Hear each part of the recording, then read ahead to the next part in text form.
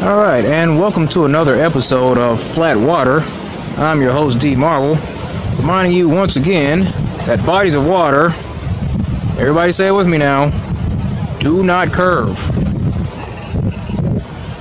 I'm coming to you live from the Puget Sound, Ruston Way, Washington, downtown Tacoma.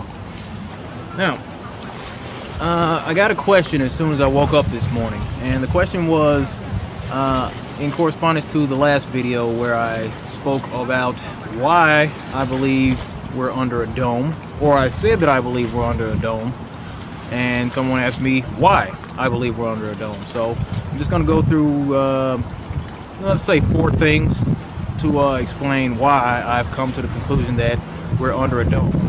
You see, the way that I come to a conclusion, typically I'll take I need multiple pieces of evidence before I come to a conclusion. I'm going to need, more than one thing to convince me. I think that's the rational approach to forming a conclusion in anything. So I'm not just the kooky conspiracy theorist who's just going to, see one thing and say, that's what it is, man. That's not me. That's not what I do.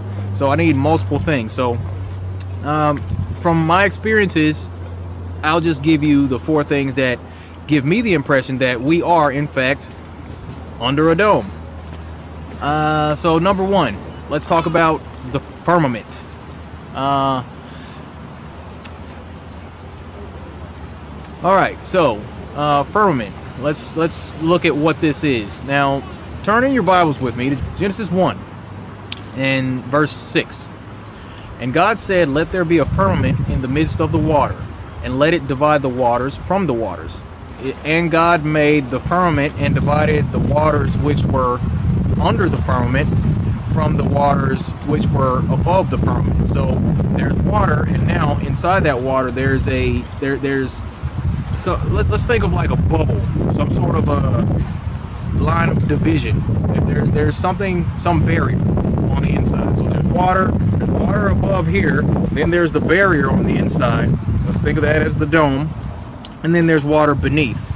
Okay, so let's stick with that.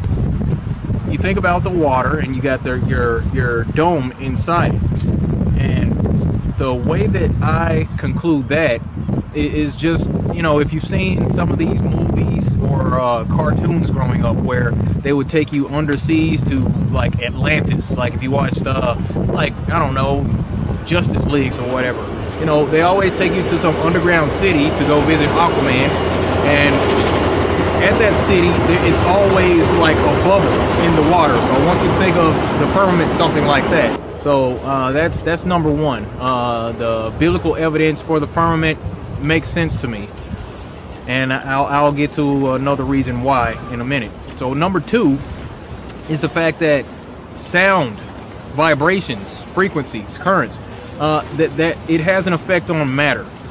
And there's speculation that the interpretation in the Bible where it says, "and God said," that's a reference to creation through sound and frequency. Because, one of the pieces of evidence that I've seen to support this is the fact that there are different videos. There's one, can't remember the name of it, but what the people did, they took sand and they put it on the surface, on a little black surface. And what they did, they had a machine where they would adjust the pitch. And while they're adjusting the pitch, the sand would take different shapes. And as the frequencies were turned up higher and higher, the shapes took more detailed forms, more elaborate patterns emerged due to the raising of the frequency and the vibration there. So sound can create. So that goes back to "and God said." That very well may be a reference to sound creating. So there's that. Also, I saw footage of a star in a jar, and what the star in a jar was, that I remember, it was called sonoluminescence. And it was some people in a lab, and they were passing frequency through a flask of fluid. And within this flask of fluid, there became this little bead, and the bead it like glowed a really blue light, and because of this frequency, and it was described that some way or another the frequency caused the molecules inside this flask of fluid to slam together so fast, you know, thousands of times a second, excuse me, that it kind of looked like a star. It resembled a star. And you know, there are other people that have the Nikon P900 who have zoomed into stars in the sky, and they have put these stars next to what we know as lights in a pool or underwater. And the stars, when you zoom in on them, it looks exactly like it's light inside a pool. It's crazy to actually see these things. So these elaborate high definition photos we get from NASA, no, that's not what it is. I don't think it's explosions out there. I don't think that stars are suns. You know, from what I can tell, from what I've seen, I conclude that stars out there are, I mean, for the most part, like the star in the jar. Like there's a frequency creating that light out in the firmament. So there's that. Another reason why I conclude that we're under a dome. Number 3, sunlight. If you've seen pictures of the beach, you see these beautiful coasts where, you know, the sun's over the beach, and then the sky's blue, the water's blue. The sun has the ability to turn water or give water the appearance of being blue, if I understand correctly. And I think you understand that too. So when you look up at the sky, you know, it kind of makes sense, because I mean, since water does turn blue seemingly next to sunlight, I mean, that's just kind of simple. I mean, you can see what's going on back here. So there's that. And it's simple, but I'm a simple guy, so deal with it. So, you know, blue water, blue sky. You know what I mean. It's the same tone, same kind of texture. Come on. Blue water. What do you think that is? You know, and every time we see the sun out in space, it's always pitch black. I mean, it's a simple question. It probably wouldn't even sound right to ask this to someone, but why isn't space blue? If the sun's way out there, 93 million miles away, why is space always pitch black when we get these pictures of the sun from NASA? Just wondering. Just another one of those questions to ask somebody. Okay, so number 4, why I conclude that we're under a dome. Rockets. I've seen a lot of footage of rockets. Rockets are a dead giveaway in this thing, because the ways that rockets interact. You see, if you ever watch, you know, you can go back on YouTube. I may put up a video here of rocket launches. Whenever NASA launches a rocket, you know, in the beginning, the rocket will go straight up. It'll go straight up for a little bit, but after a while, it'll tilt off and it'll go horizontal after a while. And it looks as if the rockets are going horizontal. They're going out to sea. They'll just get up and just not go into space per se, because if I understand correctly, the quickest way to get to space from Earth is by going straight up. I'm just saying. So there's that. You know, so these NASA rockets, they always end up going straight up, and then they go horizontal off into the horizon to a point to where you can't even see them anymore. Where they go, I don't know. We'd have to have some former astronauts or something. But, you know, there's that. Also, I've seen video of rocket launches that seem to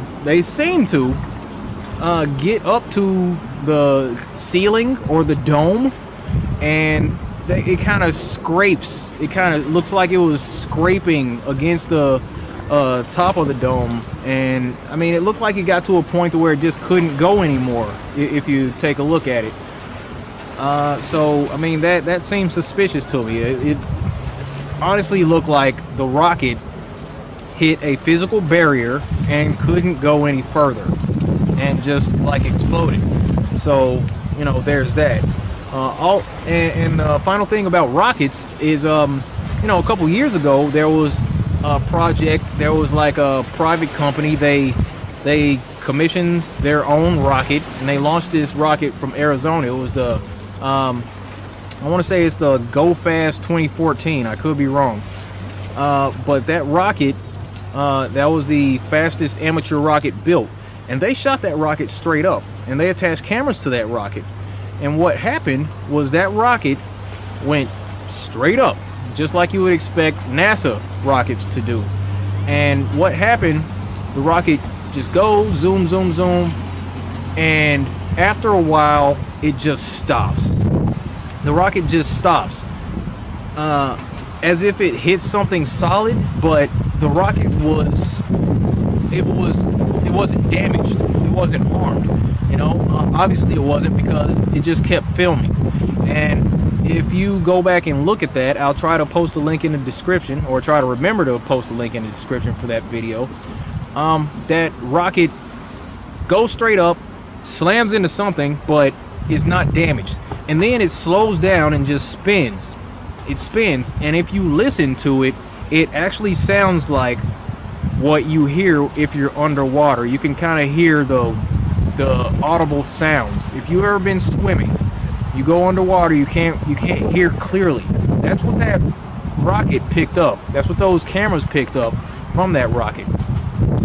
And I surmise, I would go so far as to conclude that the rocket may have actually slammed into the waters above, kept spinning slowly to a point to where it came back down, and then fell back down at free fall speed once it was released from those waters. But that's for you to decide. I'm just giving you my opinion on how I've concluded that we are in fact under a dome. So those are my things.